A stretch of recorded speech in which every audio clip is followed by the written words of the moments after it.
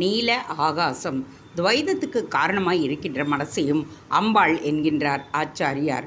35வது ஸ்லோகத்தை இப்படித்தான் ஆரம்பிக்கின்றார். மனஸ்துவம் என்கின்றார். நீ மனமாக இருக்கின்றாய் அம்மா. இந்த மனசு இத்தனை கிருத்திரியங்களுக்கும் உபத்திரவங்களுக்கும் காரணமாய் இருக்கின்ற வஸ்து. இதுவும் நீதான் அம்மா. நீ யார் என்று நான் கேட்டால் இந்த கேள்வி எங்கே எழும்புகிறது? என் மனதில்தானே. அதுவே நீதான். ஞானத்தில் போனால் மனோநாசம்.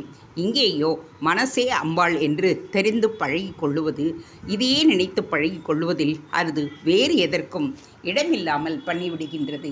அவளே அப்புறம் மனசு இல்லாத ஞான ஆகாசத்திற்கு கொண்டு போய்விட்டு விடுவாள். அது இப்பொழுது தெரியவில்லையே, பரவாயில்லை.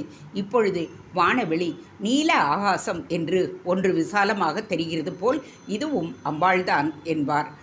மனசும் அந்த ஆகாசம் மாதிரி விரிந்து திறந்து போட்டார் போல்